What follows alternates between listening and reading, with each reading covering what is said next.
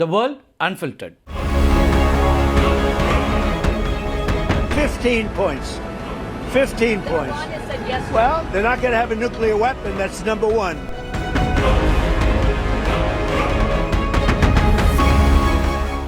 ஈரானுக்கும் அமெரிக்காவுக்கும் இடையில நிலவக்கூடிய போர் பதற்றத்தை முடிவுக்கு கொண்டு வர்றதுக்கு அமெரிக்க அதிபர் டொனால்ட் ட்ரம்ப் 15 அம்ச திட்டத்தை முன்வைத்திருப்பதா சொல்லப்படுது. 15 points. 15 points. Well, they're not going to have a nuclear weapon. That's number one. That's number 1, 2, and 3. They will never have a nuclear weapon. They've agreed to that. Trump பொதுவெளியில அணுசக்தி குறித்த 3 புள்ளிகளை முதன்மையாக சொன்னாலும் தூதரக ரீதியாக முன்வைக்கப்பட்டிருக்கக்கூடிய இந்த 15 நிபந்தனைகள் இருக்கு இல்லையா, இதுதான் ஈரானுடைய ஒட்டுமொத்த பாதுகாப்பு மற்றும் பொருளாதார கட்டமைப்பையே குறிவைக்கக்கூடியதாக இருக்குது.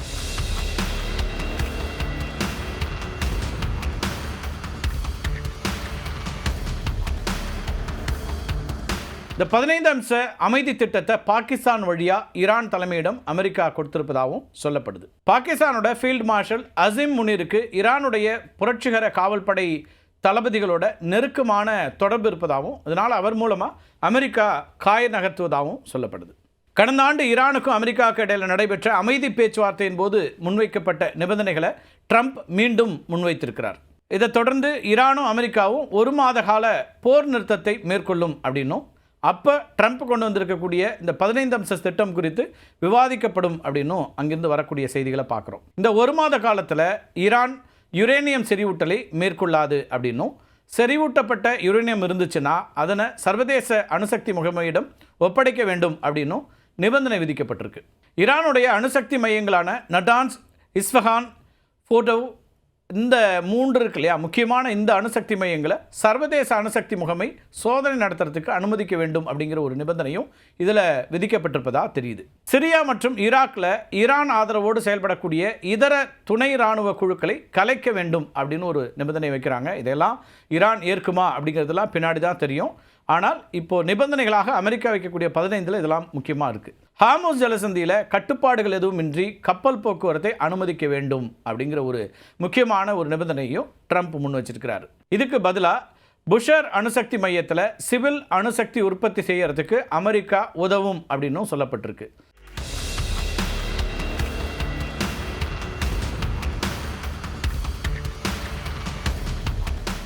ஈரானோட தென்மேற்கு பகுதியில் பாரசீக வளைகுடா கடற்பகுதியில் தான் இந்த புஷர் அணுசக்தி மையம் அமைஞ்சிருக்கு. ஈரானுடைய முதல் மற்றும் ஒரே செயல்பாட்டில் இருக்கக்கூடிய வணிக ரீதியிலான அணுமின் நிலையம் இதுன்னு சொல்லலாம். மற்ற அணுசக்தி மையங்கள் ரகசியமாகவோ அல்லது ஆராய்ச்சிக்காகவோ பயன்படுத்தப்படக்கூடிய நிலையில் இது மின் உற்பத்திக்காக அதிகாரப்பூர்வமாக பயன்படுத்தப்பட்டு வருது.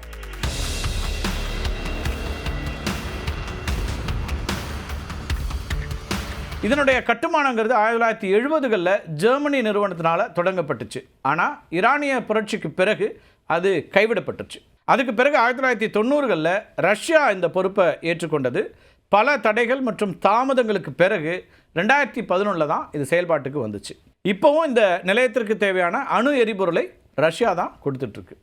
ட்ரம்ப் கொண்டு வந்திருக்கக்கூடிய 15 அம்ச திட்டத்தில் கூறப்பட்டிருக்கக்கூடிய மிக முக்கியமான ஒரு அம்சம் அப்படின்னா ஈரான் மீது அமெரிக்கா விதித்திருக்கக்கூடிய பொருளாதார தடை நீக்கப்படும் அப்படிங்கிறது. மற்றொரு முக்கியமான அம்சம் அப்படின்னு பார்த்தோன்னா தாங்கள் விதித்த நிபந்தனைகளை ஈரான் மீறினால் மீண்டும் தடை விதிக்கப்படும் அப்படிங்கிற ஸ்னாப்பேக் மெக்கானிசம் அகற்றப்படும் அப்படின்னும் ட்ரம்ப் சொல்லியிருக்கிறார்.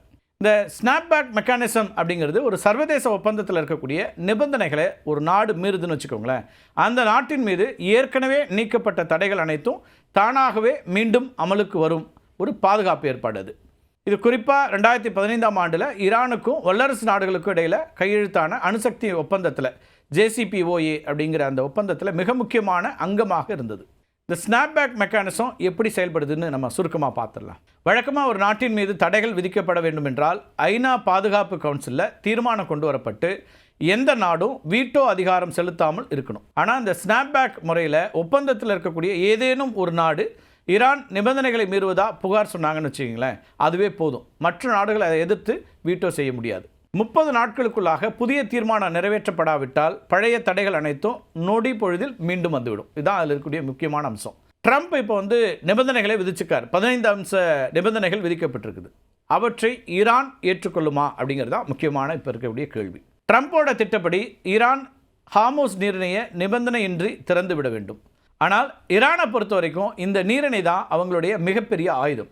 அமெரிக்கா அல்லது இஸ்ரேல் தாக்குச்சுன்னா உலக எண்ணெய் விநியோகத்தை தடுத்து நிறுத்தி உலக பொருளாதாரத்தையே மிரட்டக்கூடிய ஒரே வழி இதுதான். இதை விட்டு கொடுக்கறதுங்கிறது ஈரானுடைய தற்காப்பு அரணை இழப்பதற்கு சமமான ஒன்று.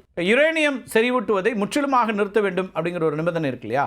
ஈரானுடைய பல தசாப்த கால அணுசக்தி ஆராய்ச்சியை பூஜ்ஜியமாக்கி விடக்கூடிய ஒரு சூழல் இருக்கு. அமைதி வழியில் அணுசக்தியை பயன்படுத்த தங்களுக்கு உரிமை உண்டு அப்படின்னு ஈரான் வாதிடுறதுனால இந்த முழுமையான தடை அவர்களுக்கு பெரிய பின்னடைவாக பார்க்கப்படும். மறைந்த உச்சத்தலைவர் அயதுல்லா அலி கமேனி அமெரிக்காவுடைய இந்த பூஜ்ஜிய செறிவூட்டல் கோரிக்கையை ஒரு முட்டாள்தனமான கோரிக்கை அப்படின்னு சொல்லியிருந்தார். ஒரு சொட்டு யுரேனியத்தை கூட செறிவூட்டக்கூடாது அப்படிங்கிறது ஈரானை பொறுத்த வரைக்கும் அவங்களுடைய அறிவியல் மற்றும் தொழில்நுட்ப இறையாண்மையை அடகு வைப்பதற்கு சமம் அப்படிங்கிற பார்வையை தான் கமேனி வச்சிருந்தார். இன்னொரு பக்கம் ட்ரம்ப் தன்னுடைய 15ஆம் திட்டத்தில் முதல் புள்ளியாக வைக்கிறது ஈரான் தன்னுடைய மண்ணில் யுரேனியம் செறிவூட்டுவதை முற்றிலுமாக நிறுத்த வேண்டும். ஈரான் அமைதி வழி அப்படின்னு சொன்னாலும் எந்த நேரத்திலும் அதை அணு ஆயுதமாக மாற்ற முடியும் அப்படின்னு அமெரிக்காவும் இஸ்ரேலும் நம்புகிறாங்க, குற்றச்சாட்டையும் முன்வைக்கிறாங்க. அதனால செறிவூட்டலே கிடையாது அப்படின்னு சொன்னாதான் இஸ்ரேலுடைய பாதுகாப்பு உறுதி செய்யப்படும் அப்படிங்கிறது டொனால்ட் ட்ரம்ப்போட வாதம். மூன்றாவது, ஏவுகணை திட்டம். அணு ஆயுதங்களை விட ஈரான் தன்னுடைய கண்டம் விட்டு கண்டம் பாயும் ஏவுகணைகளை தன்னுடைய பிராந்திய பாதுகாப்புக்கு மிக முக்கியமாக கருதுது. இஸ்ரேலை தாக்கக்கூடிய வல்லமை கொண்ட இந்த ஏவுகணைகளை கைவிடுவதுங்கிறது ஈரானை இராணுவ ரீதியாக பலவீனப்படுத்தும் அப்படிங்கிற ஒரு அச்சமும் அவங்கள்ட்ட இருக்கு. ஈரானுடைய பிராந்திய செல்வாக்கு இருக்கு இல்லையா, அதுவும் ரொம்ப முக்கியமாக பார்க்கப்படுது. ஹிஸ்புல்லா, ஹமாஸ், ஹூதி கிளர்ச்சியாளர்களுக்கு ஆதரவை நிறுத்த வேண்டும் அப்படிங்கிறது ஈரானுடைய வெளியுறவு கொள்கையை மாற்றி அமைப்பதாக பார்க்கப்படும். மத்திய கிழக்கில் தன்னுடைய ஆதிக்கத்தை செலுத்த ஈரான் பயன்படுத்தக்கூடிய இந்த அமைப்புகளை விட்டுக் கொடுக்க அவங்க தயாராக இல்லை அப்படிங்கிறதும் இப்போ இருக்கக்கூடிய ஒரு சிக்கல்.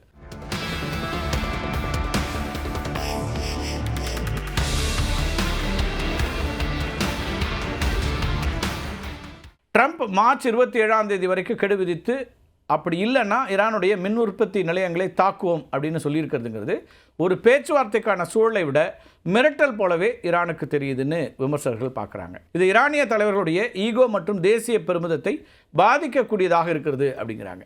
ட்ரம்ப்போட இந்த திட்டம் ஈரானுக்கு ஒரு சரணடைவு ஒப்பந்தம், சரண்டர் டீல் அப்படிங்கிற மாதிரி தான் தெரியறதுனால அவங்க இதை அப்படியே ஏற்பதற்கான வாய்ப்பு மிக குறைவு.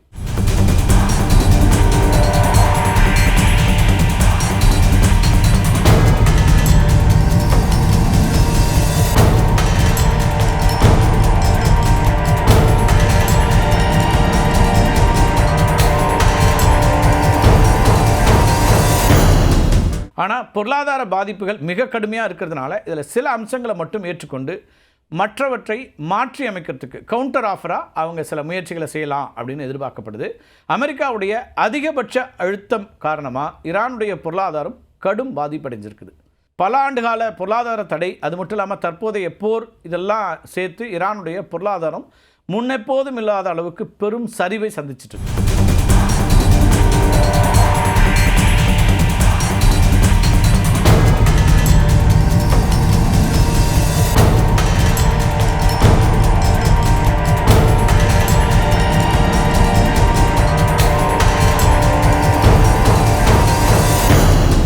மார்ச் 4 ஹார்மோஸ் நீரிணை மூடப்பட்டதை தொடர்ந்து ஈரானுடைய கச்சா எண்ணெய் ஏற்றுமதி கிட்டத்தட்ட 0 குறைஞ்சிருக்கு. போர்னால எண்ணெய் உட்கட்டமைப்புகள் சேதமடைஞ்சிருக்கின்றன. வளைகுடா நாடுகளுடைய ஒட்டுமொத்த எண்ணெய் உற்பத்தி இருக்கு இல்லையா, அது ஒரு நாளைக்கு 10 மில்லியன் பேரல்கள் வரைக்கும் குறைஞ்சிருக்கு. இது ஈரானுடைய வருமானத்தை முற்றிலுமாக துண்டிச்சிருக்கு அப்படிங்கிறதையும் நம்ம பார்க்க வேண்டியிருக்கு. சர்வதேச சந்தையில் ஒரு பேரல் கச்சா எண்ணெய் விலை $120 கடந்துடுச்சு. ஆனால் ஏற்றுமதி செய்ய முடியாததுனால ஈரானால் இந்த விலையேற்றத்தை பயன்படுத்தி கொள்ள முடியாத ஒரு சூழல். ஈரானிய நாணயமாக இருக்கக்கூடிய ரியால் இருக்கு இல்லையா, இது அமெரிக்க டாலர்களுக்கு எதிராக மிக மோசமான ஒரு நிலையை எட்டியிருக்குன்னே பார்க்க வேண்டியிருக்கு. ஒரு அமெரிக்க டாலருக்கு நிகரான ரியாலோட மதிப்பு என்ன தெரியுமா? 42,000 ரியால்கள். நடப்பாண்டில் ஈரானுடைய பணவீக்க விகிதம் 50% வரைக்கும் உயரும் அப்படின்னு கணிக்கப்பட்டிருக்கு. உணவுப் பொருட்கள், அது மட்டும் இல்லாமல் அத்தியாவசிய பொருட்களுடைய விலையும் பல மடங்கு அதிகரிச்சிருக்கிறதுனால சாதாரண மக்களுடைய வாழ்க்கை தரம் அப்படிங்கிறது, சாமானிய மக்களுடைய வாழ்க்கை தரம்ங்கிறது கடுமையாக பாதிக்கப்பட்டிருக்கு. உலக வங்கி நடப்பு நிதியாண்டில் ஈரானுடைய ஜிடிபி வளர்ச்சிங்கிறது, அதனுடைய விகிதம்ங்கிறது 1.1லேருந்து 1.7% எதிர்மறையாக இருக்கும் அப்படின்னு கணிச்சிருக்கிறாங்க. ஈரானுடைய 45% தொழிற்சாலைகளை கொண்டிருக்கக்கூடிய டெஹ்ரான் மாகாணத்தில் எரிசக்தி தட்டுப்பாடு, அது மட்டும் இல்லாமல் மூலப்பொருள் வரத்து குறைவு இருக்கு இல்லையா, அதுவும் வர முடியாமல் இருக்குது. பல நிறுவனங்கள் இதனால் மூடப்பட்டிருக்கின்றன. கடல் வழி போக்குவரத்து முடங்கியதனால ஈரானுக்கு தேவையான 80% உணவு மற்றும் மருந்து இறக்குமதி தடை செய்யப்பட்டிருக்கிறது, தடுக்கப்பட்டிருக்கிறது.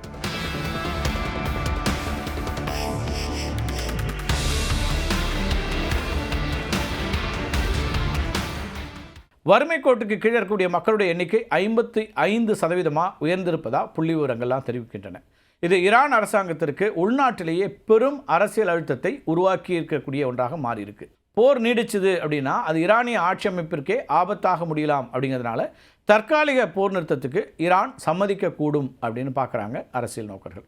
ஈரானுடைய புதிய உச்ச தலைவர் இருக்கார் இல்லையா, முஜ்தபா கமீனி, அவர் தலைமையிலான ஒரு குழு நாட்டின் எதிர்காலத்தை கருதி சில சமரசங்களுக்கு வரக்கூடும் அப்படின்னு யூகிக்கப்படுது.